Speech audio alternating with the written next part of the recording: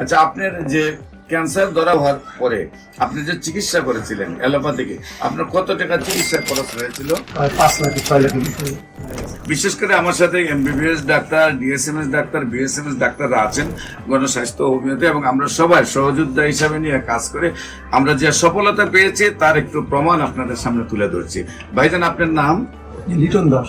লিটন দাস। কিভাবে কোথায় চিকিৎসায় যান, কিভাবে চিকিৎসা আপনার এই রোগ ধরা পড়ে এবং কোথায় কোথায় চিকিৎসা করেছেন এবং কিভাবে সুস্থ হয়েছেন একটু দেশবাসীর উদ্দেশ্যে বলেন। প্রথমে আমার 2-2.5 বছর আগে ক্যান্সার ধরা পড়ে, লাং ক্যান্সার। এখানে আমার অপারেশন হয়, একটা লাং চলে যায়, একটা লাং এটা ফেলা যায়, একটা রাখি।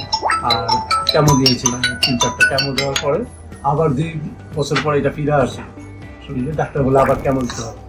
তো আমি আর কেমন না দিয়ে আপনার স্বর্ণপূর্ণ আপনাকে ফেসবুকে বিভিন্ন আপনি প্রথম যখন ডাক্তারের কাছে গেছেন, যাওয়ার পরে ধরা পড়ছে আপনার ক্যান্সার হয়েছে। হ্যাঁ, তো ক্যান্সার হওয়ার আগে আপনি ডাক্তারের কাছে গেছেন, আপনার কি প্রবলেম হতো? আমার কাশি হইতো। কাশি হতো। কাশি হইতো আর শুকাই যেত। পর্যাপ্ত পরিমাণে কাশি হয়তো, তারপরে ডাক্তার দ্বারা গেছেন, ডাক্তার দ্বারা যাওয়ার পরে দেখা গেল আপনার লাং ক্যান্সার। তারপরে আপনি লাং কেটে ফেলেন, কেটে ফেলে 2 বছর মোটামুটি একটু সুস্থ থাকেন। তারপর আবার ক্যান্সার ব্যাক করে আবার কফ টফ সব চলে আসে।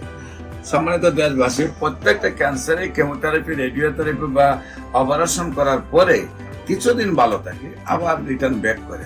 তারপরে আবার অপারেশন, আবার কেমোথেরাপি, আবার রেডিওথেরাপি দেওয়ার পরে আবার কিছুদিন ভালো থাকে, তারপরে আর চিকিৎসায় ধরে না, একসময় মৃত্যুর মুখে ঢেলে পড়ে।